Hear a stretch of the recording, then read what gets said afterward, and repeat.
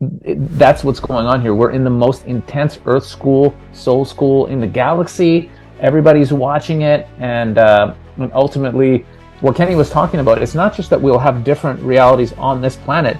We live in a multiverse. There is not one stable timeline. I personally have had multiple experiences where I've shifted between timelines. I have so many stories. One time, me and my friend went to look at an apartment to rent that had 2 levels, left, came back 5 days later to rent the place, and it had 1 level, and the second level did not exist. And I've heard of that concept. And we went up there, and we're looking at each other like, bro, we went up there together. And you know what I'm saying? So, and I can tell you more. So our consciousness, our intention, where we put our energy, we are saying to existence what we want to experience as reality. And the beings that are like, we want to help others and heal and grow and create, the ideal Earth, they're going to shift into a timeline where that is exactly what is happening.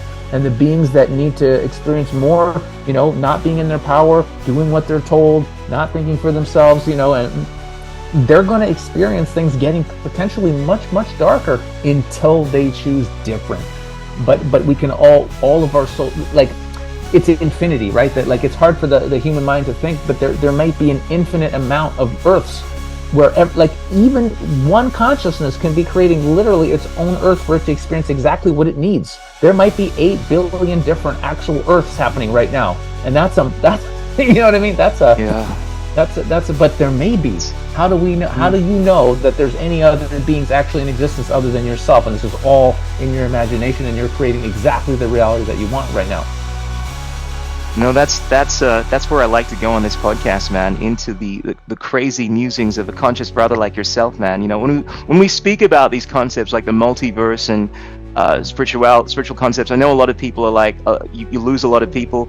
Well, I think I do, because they're not. Some people perhaps are more atheistically minded, but you just look at the world that we're in right now on a mainstream scientific level, and it should be enough to blow your mind right now. Like, even the very concept of infinity, I often think about this concept, right? Like, if you take any form of measurement and you divide it, you halve it and halve it and halve it and halve it again, you can essentially halve that to infinity, continue going on over and over again. I mean, that's the basic idea, right?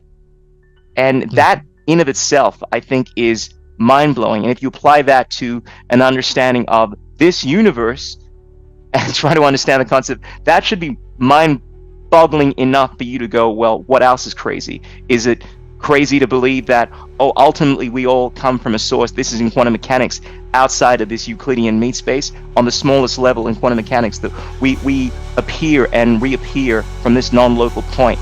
Right? There's this concept in quantum mechanics that identifies that, or the idea that all matter is both a wave and a part. These are things that are proven at the moment to be real. So how crazy is it to think that there are, and this is what science believes now, that there are multiverses at play, and there are other infinite possibilities, and the concept of us creating our reality or changing our reality based off of these experiences, it doesn't sound like something built of air and imagination anymore.